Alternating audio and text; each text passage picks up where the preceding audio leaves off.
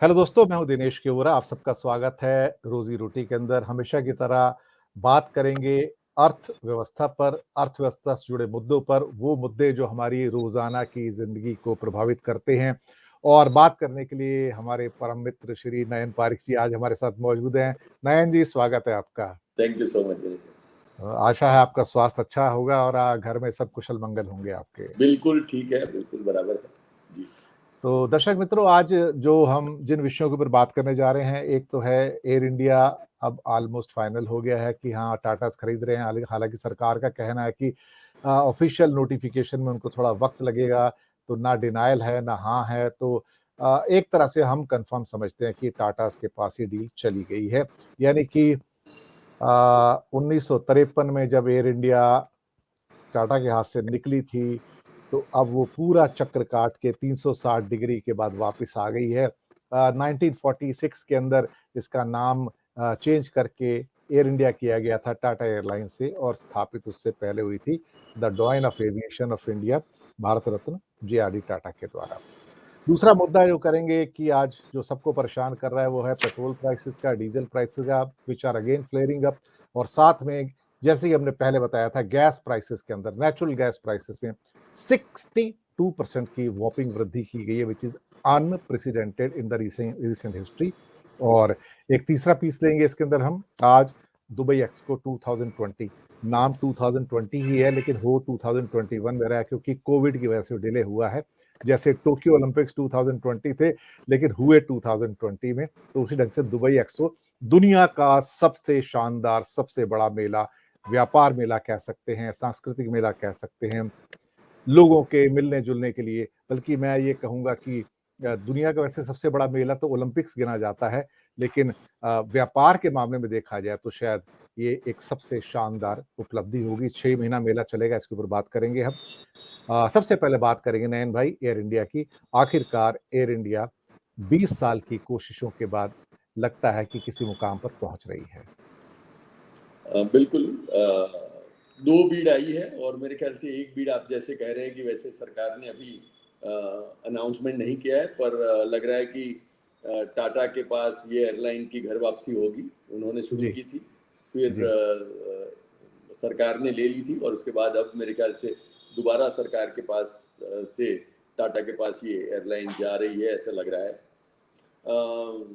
वैसे देखें तो 172 172 इसमें एयरक्राफ्ट है, फ्लीट है, जो बड़ी मानी जाती है। मेरे ख्याल से इससे ज़्यादा इंडिगो के पास है, कहीं 275 के ऊपर। और उसके बाद ये जो है वो सबसे बड़ी एक फ्लीट है।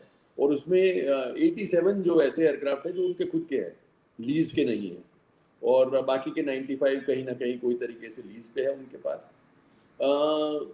नुकसान का देखें तो पिछले 3 साल से और बहुत सालों से नुकसान करती आ रही है, इतनी बड़ी फ्लीट होने के बावजूद। 20 में मेरे ख्याल से नुकसान घट के हुआ था 7,700 करोड़। उसके पहले 19 में 8,900 करोड़, उसके पहले 5,800 करोड़। तो कहीं लगातार मेरे ख्याल से नुकसान करती आ रही है। उसके जो डेट्स है, जो उन्होंने बोरोइंग की है मार्केट से, वो कहीं 57,000 करोड़ से लेके अभी मेरे ख्याल से कहीं 38,000 करोड़ 20 में, और अब मेरे ख्याल से कहीं 23,000 करोड़ आई है। और इसको डिसइन्वेस्ट करने की सरकार की बहुत जिद्दोजहद है, पर उसके बाद फाइनली जाके मेरे ख्याल से अब लग रहा है कि इस बार ही ये काम हो पाएगा। और फोकस्ड है एयर इंडिया ज़्यादातर पैसेंजर के लिए। 82% रेवेन्यू इनकी पैसेंजर से आती है, तो कार्गो ऑलमोस्ट ना के बराबर है। और नुकसान जो करती आई रही, मेरे ख्याल से उसमें मेन जो फैक्टर है वो उसकी हाई कॉस्ट है। क्योंकि यदि 19 में देखा जाए तो सिर्फ एयर इंडिया को ही ऑपरेट करने का मौका मिला था। बाहर से जो हमारे देश में लोग 1920 में भी जो देश में लोगों को वापस लाना था, उसमें air India was the only one. जो बबल अरेंजमेंट में भी एयर इंडिया सिर्फ थी। उसके जी बावजूद अपनी हाई कॉस्ट के कारण मेरे ख्याल से एयर इंडिया कमा नहीं पा रही है। जी तो टाटास के पास बहुत सारे चैलेंजेस होंगे इसमें। मुझे लग रहा है कि कहीं अभी आंकड़े नहीं आए, पर 10 से 15 हज़ार करोड़ रुपए की उन्होंने बोली लगाई है, अदर देन द डेट। तो ये इसको चलाना टाटास के लिए भी, एक बार मेरे ख्याल से नई एयरलाइन शुरू करना आसान था, पर एक इस एयरलाइन को संभाल के फिर प्रॉफिटेबिलिटी पे लाना टाटा के लिए भी एक बड़ी चुनौती है। और पर मैं समझ रहा हूँ कि यदि एक चुनौती है तो इसके लिए टाटा सबसे ज़्यादा क्वालिफाइड है, क्योंकि ये जानते हैं इसको, ये एयरलाइन इंडस्ट्री उनके सिर्फ फाइनेंस के लिए नहीं पर उनके जज्बात के भी करीब है, हार्ट के करीब है। हमेशा ही वो कोई ना कोई एयरलाइन बिजनेस से टाटा अपने आप को जुड़ा समझ रहा है। तो इसीलिए मैं समझ रहा हूँ कि एयर इंडिया और टाटा दोनों के लिए ये विन विन होगा। और शायद जो हम लोग एयर इंडिया को मतलब यूज़ कर रहे हैं, जो पैसेंजर्स हैं, उनके लिए भी ये सही होगा। अभी ही अनाउंसमेंट हुआ है कि 60+ ईयर्स वालों को 50% एयर इंडिया डोमेस्टिक जहाँ भी जा रही है उसमें फेयर में राहत देगी। दूसरा, पहली बार इसमें मैं इस थोड़ा सा इंटरजेक्ट कर देता हूं। जो 60 जी प्लस की स्कीम जो है, जहां पे 50% की बात सरकार करती है, दरअसल वो एक फैलेसी है, क्योंकि अच्छा वो 50% ऑफ पीक रेट्स हैं। अगर आप देखेंगे टैरिफ के इनके जो किराए होते हैं, 3 किराए होते हैं। एक जो हाँ हाँ सबसे मिनिमम होता है, सपोज 5,000 रुपए, हाँ हाँ एक उसके ऊपर किराया आता है जो 7-8 हजार हो जाता है, एक पीक रेट होता है जो कि सरकार के एलटीसी वगैरह वालों को मिलता है। तो वो करीब करीब 15-20 हजार होता है। That is a indirect subsidy to the airlines by the government. तो ये जो 50% दिया जाता है, उस पीक रेट का दिया जाता है, which invariably is above the normal rate. अच्छा, तो मैं ये समझ रहा था इसको, जहां मैंने जो लैंग्वेज पढ़ी थी उसमें बेसिक फेयर का, पर आपने जैसे कहा सही बात है, ये सब इसमें devil is in the details. तो क्या हम हाँ, लोग पढ़ ये के बिल्कुल, जब ना मैंने अभी तक बुक कराया है, पर जब भी बुक कराऊंगा तब पता लगेगा कि ये तो नॉर्मल फेयर से भी तो ज्यादा है। ये तो दर्शक ऑब्वियसली इस बात जैसे समझ आपने जाएं, कहा, हाँ, दर्शक इस बात को हाँ समझ जाएं कि इस चक्कर में बिल्कुल ना पड़ें। बिल्कुल बिल्कुल, और और रोजी रोटी के जो हमारे देखने वाले हैं वो समझ जाएं कि भाई इसमें कोई बड़ा फायदा नहीं होने वाला है। क्योंकि जब आप कराने जाएंगे तब क्या फेयर आता है। और अब तो क्या इतना ट्रांसपेरेंट हो गया है कि जैसे आपको वो 50% कंसेशन वाला फेयर नजर आएगा तो आपको पता लग इमीडिएटली आप जाएगा कि आप इंडिगो का कहाँ पर फेयर हैं। चेक कर लेंगे।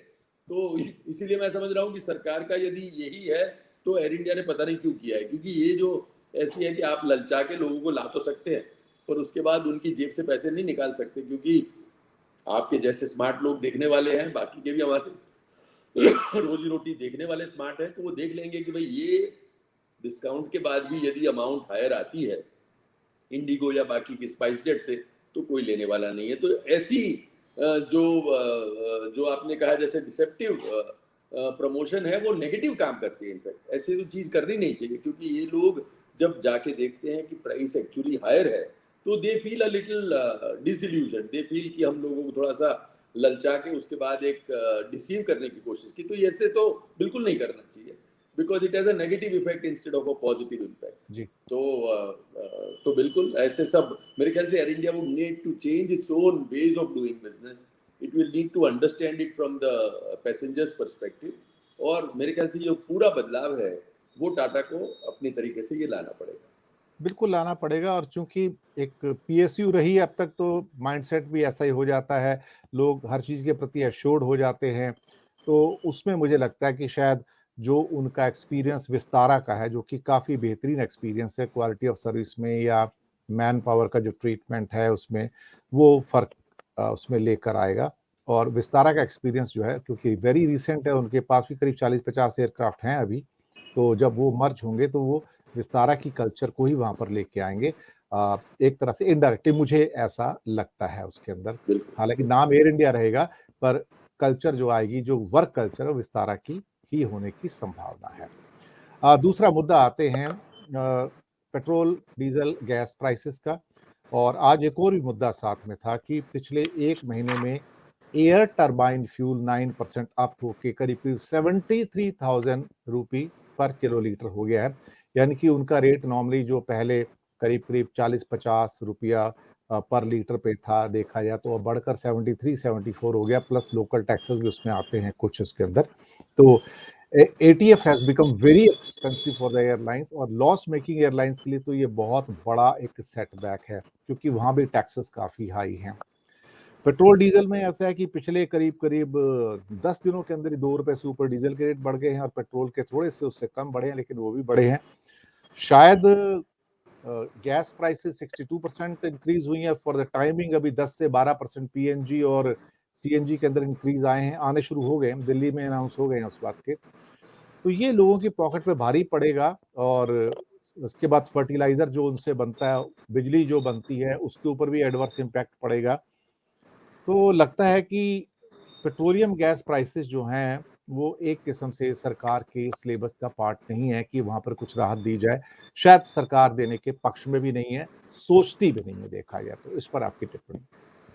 मैं समझ रहा हूँ कि गैस प्राइसेस जो है वो उसको इनफैक्ट अट्रैक्टिव बनाने की ज़रूरत है, क्योंकि इंडिया में जो हमारा प्राइमरी एनर्जी मिक्स है उसमें गैस का कंट्रीब्यूशन सिर्फ 6% है, और जो कि ग्लोबली कहीं 24% है। तो जो भी एक देश की रिक्वायरमेंट होती है उसमें gas is considered a clean fuel, is an advantageous fuel compare to coal etcetera.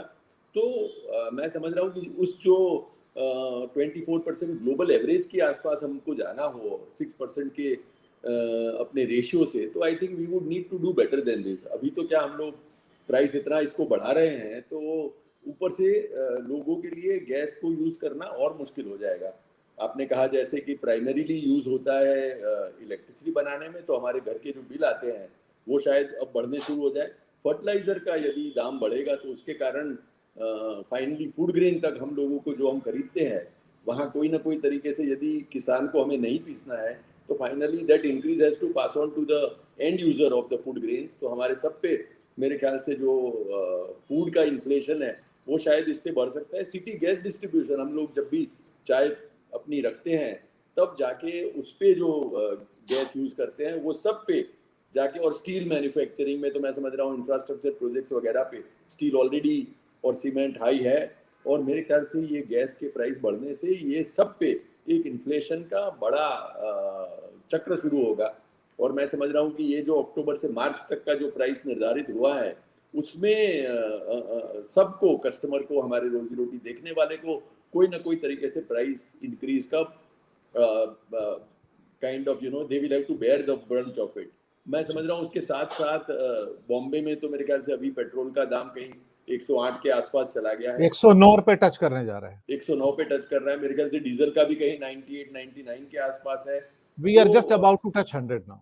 हाँ, तो मैं समझ रहा हूँ कि ये कहीं जो 100 110 के आसपास जो प्राइस पहुंचे हैं, तो और अभी लग रहा है कि यदि क्रूड का भाव बढ़ेगा, और मैं समझ रहा हूँ कि क्रूड का यदि $90 के आसपास जाएगा, तो फॉर एवरी डॉलर हमारे जो पेट्रोल डीजल के दाम है वो भी कहीं 25-30 पैसे जरूर उससे बढ़ जाएंगे पर लीटर। तो इसीलिए मैं समझ रहा ज्यादा हूँ कि बढ़ेगा, आगे ज्यादा बढ़ेगा। रूपी वीक हो रहा है साथ में। बिल्कुल उसका 30 से 50 पैसे का कहीं अंदाज है, डिपेंडिंग ऑन रूपी कैसे वीक होता है और ये कैसे पूरा इक्वेशन बैठता है, पर कहीं जाके 30 से 50 पैसा, जैसे आपने कहा, डिपेंडिंग ऑन एक्सचेंज रेशियो और depending on the price of the crude, मेरे ख्याल से ये रहेगा। पर कहीं ना कहीं अगले 6 महीने में पेट्रोल डीजल के दाम कम नजर नहीं आते हैं, अनलेस कि सरकार अपने जो ड्यूटीज है, अपनी जो एक्साइज है, उसको जीएसटी में लाने की कोई कोशिश करे। और ये जो आप पैसे दे रहे हैं वो जब छोटे छोटे हमारे व्यापारी और छोटे छोटे जो मैन्युफैक्चरर्स है, एमएसएमई इंडस्ट्री है, वो ये दे के यदि उसमें जो उन्होंने ड्यूटी भरी है जीएसटी, वो कहीं आगे क्लेम कर पाए, तो आई थिंक फाइनली ऑब्जेक्ट वो है हमारे सबका कि भाई जीएसटी आगे हम लोगों को जाके कहीं क्रेडिट मिले इसकी, जीएसटी में आने से रेट भी कहीं ना कहीं कम हो। पर अभी सरकार, क्योंकि जब कम हो गया था $25-30 के आसपास जब भाव चला गया था, तब सरकार ने अपनी ड्यूटीज जो बढ़ा दी थी, वो मेरे ख्याल से अब टाइम आ गया है कि सरकार को वो ड्यूटी कम दे करनी चाहिए, क्योंकि अब जो है वो क्रूड के दाम बढ़ गए हैं और अगले अगले 6 महीने लग रहे हैं कि $90, कोई बोल रहा है $100 भी पहुंच सकता है। तो यदि आम जनता को इससे बचाना है, लोगों को कोई राहत देनी है, और यदि इंडस्ट्री में और इन्फ्लेशन में यदि हम लोगों को कोई मदद करनी है, तो मेरे ख्याल से सरकार को इस दिशा में कदम लेने की जरूरत जरूर पड़ेगी। बिल्कुल आपने सही कहा। सरकार के पास पिछले साल करीब करीब 3.25 लाख करोड़, मैं केंद्र सरकार की बात कर रहा हूँ, 3.25 लाख करोड़ के टैक्सेस आए थे। इसके अलावा जो पेट्रोलियम कंपनी से कॉर्पोरेट टैक्स आता है और डिविडेंड्स आते हैं वो अलग है, मैं आपको पहले बता दूं। तो सब मिल मिला के ये लोग 4.5 पौने 5 लाख के आसपास इनके कलेक्शन सरकार का हो जाता है। अब अगर टोटल सरकार का टैक्स कलेक्शन देखा जाए, तो मुझे याद है कि 1914 के आसपास हमारा पेट्रोलियम से टैक्स कलेक्शन 50,000 करोड़ के आसपास होता था। उसमें भी सब्सिडी वगैरह मिला के सब वो भी वापस हो जाता था। तो एक तरह से जो बचता था सरकार के पास, जीरो ऑलमोस्ट बचता था। ये छोटा मोटा बच जाए तो बच जाए। अब हालात ऐसे हैं कि 40% जो हमारी रिकवरी है वो डीजल से होती है इसके अंदर अप्रोक्सीमेटली, क्योंकि कंजप्शन है पेट्रोल बास्केट का इतना, 40% डीजल का है। और उसमें एक बहुत बड़ा सेगमेंट किसानों का है जो अपने पंप सेट्स और ट्रैक्टर यूज करते हैं। तो ट्रांसपोर्ट और उसको देखा जाए तो बराबर तो नहीं होगा, ट्रांसपोर्ट 25% है तो 15% किसानों का कंजप्शन भी है इंडिया के अंदर। तो किसानों से सबसे ज्यादा देखा जाए तो इस टाइम डीजल के ऊपर एक्साइज ड्यूटी सरकार के द्वारा कलेक्ट की जा रही है, जो इस टाइम मेरे हिसाब से जो मैंने कैलकुलेशन किया है कुल में से वो 1 लाख करोड़ से ज्यादा है। और सरकार वो पैसा कलेक्ट करके दरअसल देखा जाए तो किसान निधि दे रही है 60,000 करोड़ की। यानी कि 60,000 करोड़ देने के लिए सरकार किसानों की पॉकेट से 1 लाख करोड़ निकालती है और 60,000 करोड़ देती है। ये कह के देखिए हम आपके लिए कितना भला कर रहे हैं। तो ये कैलकुलेशन जो होती हैं ये बहुत खतरनाक है, और खास तौर से अगर पेट्रोलियम के टैक्सेस निकाल दिए जाएं पूरे जो टैक्स कलेक्शन में से है, तो आपको पता लग जाएगा कि जीएसटी में लाने की बातें सिर्फ कोरी हैं, कागजी हैं, वो कभी नहीं होगा। अगर हमारे जीते जी हो जाए तो बहुत बड़ी गनीमत है। लास्ट लास्ट पीस पे आते हैं, दुबई एक्सपो, दुनिया का सबसे बड़ा व्यापार मेला, 6 महीने चलेगा, बहुत बड़े एरिया में फैला हुआ, भारत का पैविलियन भी काफी बड़ा है उसके अंदर। पूरी दुनिया अपने आप को शोकेस कर रही है उस मेले के अंदर। सर बताइए ये दुबई एक्सपो क्या है? जो लास्ट में शंघाई हुआ था मेरे ख्याल से उसके करीब, उसके कंपैरिजन में तो शंघाई में कहीं $40 बिलियन का खर्च था और एक्सपेंस था, उसके हिसाब से ये कहीं $10 बिलियन के आसपास लग रहा है कि होगा। पर बहुत शानदार, जैसे आपने कहा 480 हेक्टर जमीन पे, और मेरे ख्याल से पिछले कहीं 4-5 साल से दुबई का इस पे बहुत ही ज़्यादा फोकस था। समहाउ आपने जैसे कहा कोविड के कारण 1 साल ये पीछे हो गया, और फिर भी अच्छी बात यह है कि विश्व के सब देशों ने पार्टिसिपेट किया है। मैं उसका टाइम टेबल देख रहा था तो पूरे 6 महीने में हर दिन एक देश का दिन मनाया जाएगा और उस दिन उस देश पे फोकस होगा। इंडिया ने अपना बड़ा पेविलियन ले रखा है।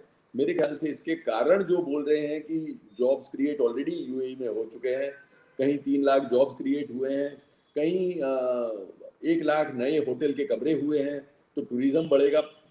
अंदाजन ये है कि इसके कोविड के बावजूद कहीं 2 से 2.5 करोड़ लोग जो है वो विजिट करेंगे एक्सपो जी, को। जी। और मैं समझ रहा हूँ कि ये स्केल पे जो काम होने जा रहा है उसमें रोजी रोटी वाले जो हमारे दर्शक हैं, जो कोई ना कोई तरीके का अपना व्यवसाय कर रहे हैं, कोई अपना इंडस्ट्री चला रहे हैं, एमएसएमई सेक्टर में हैं, जिनको कि ग्लोबल कोई एम्बिशन है, जो समझते हैं कि उनके प्रोडक्ट या सर्विसेज कहीं ग्लोबली यूज हो, तो मेरे ख्याल से पूरे विश्व के लोग यहाँ ये 6 महीने के लिए आने वाले हैं। दुबई हमारे से नज़दीक है, हमारा बड़ा ट्रेड पार्टनर है, तो मैं समझ रहा हूँ कि जो भी कोई पॉसिबल वे हो, तो मैं समझ रहा हूँ कि जो हमारे दर्शक है वो जाए वहाँ, देखे, लोगों से इंटरेक्ट करे, वहाँ की नई टेक्नोलॉजी को देखे, और कई नई टेक्नोलॉजी और इनोवेशन को भी इसमें बढ़ोतरी मिलने वाली है। तो मैं समझ रहा हूँ कम से कम हमारे सब दर्शक जो कि अपने आप को मतलब कहीं दुबई जाने के लिए सक्षम समझते हैं, financially, business wise and time wise, उनको ज़रूर जाना चाहिए। और ये जो बड़ा एक मेला है उसमें जाके अपने प्रोडक्ट और सर्विसेज के ग्लोबल मार्केट को एक्सप्लोर करना चाहिए। बिल्कुल अच्छी बात है और भारत के लिए भी एक अच्छा मौका है शोकेस करने का। और मुझे भी कल परसों के पेपर से पता लगा कि बांग्लादेश भी इसमें शोकेस कर रहा है और वो अपने 50 इयर्स की अचीवमेंट को शोकेस कर रहा है कि अपने 50 इयर्स की हमारी जर्नी कैसी रही है। So that will be the main theme of Bangladesh pavilion there. चलिए, बहुत अच्छी बात है दोस्तों, ये था आज का रोजी रोटी और हमें पूरी उम्मीद है कि आपको पसंद आएगा। हमारे तीनों मुद्दे आज ऐसे थे जो आपकी रोजाना की रोजी रोटी से जुड़े हुए हैं, आपकी जिंदगी से जुड़े हैं। और हमेशा की तरह नयन भाई हमारे साथ रहते हैं, हमेशा टाइम देते हैं। उनका बहुत बहुत शुक्रिया कि वो उन्होंने थैंक कीमती यू वक्त सो मच निकाला, ब्रदर। हमारे शो में आए। तो दर्शक मित्रों, हमें दीजिएगा आज्ञा, बहुत जल्दी मिलेंगे नए मुद्दे के साथ, नए मेहमान के साथ इसी चैनल के ऊपर बहुत जल्दी। जाइएगा कहीं नहीं। धन्यवाद आप सबका। Thank you so much.